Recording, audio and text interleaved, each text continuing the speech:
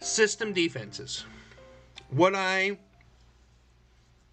am referring to when I say system defenses, that's where your opponent has a playbook where it can be more advantageous to pick a man defender based on position rather than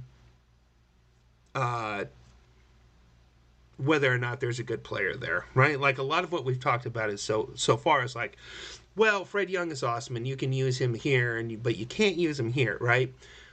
If you employ a system defense, it doesn't really matter who's in that spot because the spot is really powerful against that playbook because it's left unblocked, right?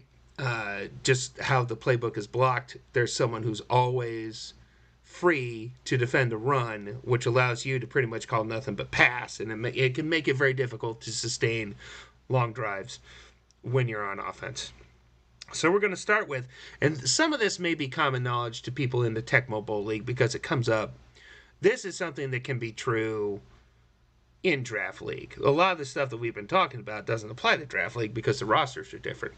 But some of this stuff does apply, right? So we're going to start with San Francisco. San Fran only has one run. It's a run to the bottom. So that means that your top defensive end, linebacker, and safety are all going to be unblocked, right? And so that's the system versus San Fran, right? Man, one of those spots. Now, due to the speed that's on the San Fran offense, it definitely helps to have a good player in those spots. So, New York, Denver to an extent, Cleveland, Chicago, they're comparatively strong. Washington and Minnesota are too, honestly. They have good players up top.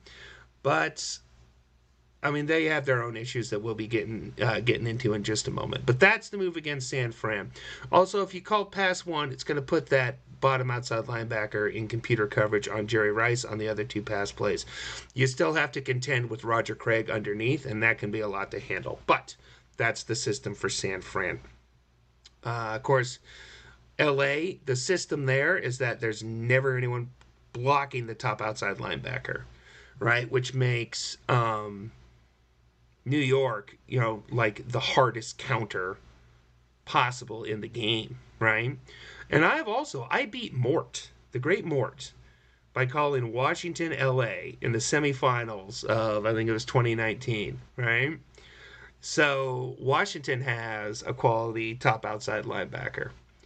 Now, obviously, most teams don't have a good player in that spot, and it's not a lot of fun to have to try and defend Bo Jackson with a crummy outside linebacker. But it's not as difficult as you think it is. The idea is you really need to make the LA offense grind because that's not what it wants to do. LA is designed to tear off big chunks of yards all at once, and by calling a ton of pass, specifically a lot of pass one, and limiting how many yards, trying not to get beat too bad in the run game, which can be easier said than done. You want LA to have to run a bunch of plays and wind up in a bad situation where you nail them on a few play picks and then they have to punt, right? So top outside linebacker is the system versus LA.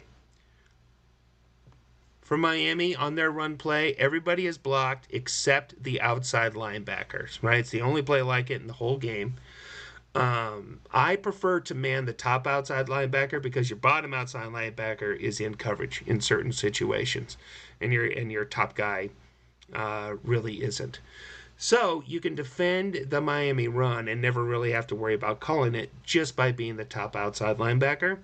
I would suggest that when you call pass one, you switch to either the top defensive end or top inside linebacker, depending on whether you got a 4-3 or a 3-4. That's a pass one call because in those circumstances, he is unblocked on the run, and Lorenzo Hampton pretty much runs straight into him. You can snuff it out really quick, even with kind of a crappy player in that spot. So the outside linebackers are the key versus Miami. Finally, we've got the sad bastards, Washington and Minnesota. Against Washington, the top outside linebacker is never blocked, just like LA. And against Minnesota, it's the bottom safety, right? So the fact that there's always potentially a man defender who is unblocked no matter what, plus the fact that both these teams have really crappy running backs, make it difficult to sustain long drives and score with these teams, right? Like, it's so tempting to try and employ the Washington defense in a tournament because they're so deep. Charles Mann is so helpful. Dexter Manley's an elite defender. Wilbur Marshall is useful against multiple teams.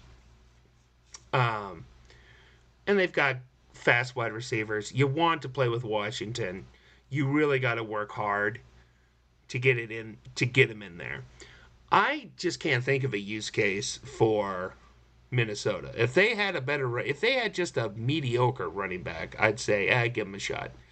But Darren Nelson is one of the worst in the whole game. He's slow. He doesn't have Kevin Mack's power. And so it's hard for me to, other than like a Washington-Minnesota matchup, I just can't really envision myself ever calling them in a tournament. But anyway, the system versus Washington, top outside linebacker, Minnesota, it's the bottom safety.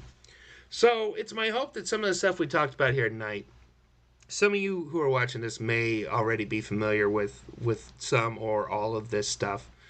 I just have found it helpful to be thinking about this kind of stuff. I hadn't thought about it in a long time. With the tournament coming up in August, it's time to start getting familiar with these teams, start thinking about matchups that you want to call.